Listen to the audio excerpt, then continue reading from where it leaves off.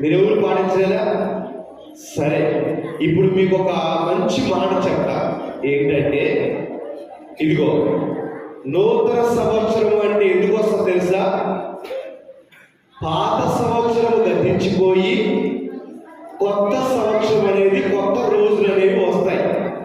అంటే దేవుడు ఏమంటాడంటే, గతంలో చేసినటువంటి ప్రతి విషయంలో కూడా నీవు దేవుడి మాట వినుండొచ్చు, వినకపో ఉండొచ్చు.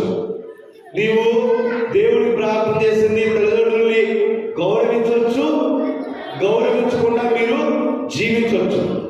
చదువుల్లో మీకు మంచి మార్కులు రావచ్చు, రాకపోయి ఉండొచ్చు. కాబట్టి దేవుడు ఏమన్నాడు? ఇదిగో నీకు, మీకే, ఇదిగో మీ అందరికీ మరొక నూతన సంవత్సరాన్ని సండే స్కూల్లో మీకు ఇస్తున్నాను. ఈ నూతన సంవత్సరంలో నీవు మార్పు పొందాలి అంటే కొత్తవి నేర్చుకోవాలి. ఏం చేయాలా? కొత్తవి నేర్చుకోవాలి. కొత్తవి నేర్చుకోవాలి కదా. మరి కొత్తవి నేర్చుకోవాలంటే సండే స్కూల్ పిల్లలు ఎలా జీవించాలి? మనం 3 మాటలు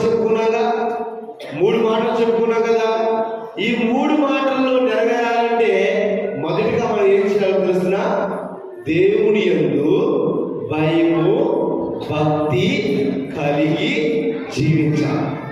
ఇప్పుడు స్కూల్లో ఉన్నాం అనుకో, స్కూల్లో ఉన్నాం కదా, సండే స్కూల్లో లేదు కదా అని దేవుడిని మర్చిపోకూడదు. వినపడిందా?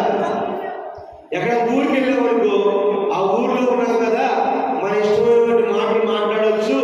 సండే స్కూల్ టీచర్ వింటలేదు, మన తల్లిదండ్రులు చూడలేదు అని చెప్పి ఏ మాట పడితే ఆ మాట అలా ప్రవర్తించకూడదు.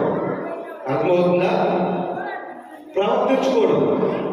ఇవన్నీ కూడా జరగాలంటే మీరు దేవుని యందు భయభక్తులు కలిగి జీవించాలి. ఇప్పుడు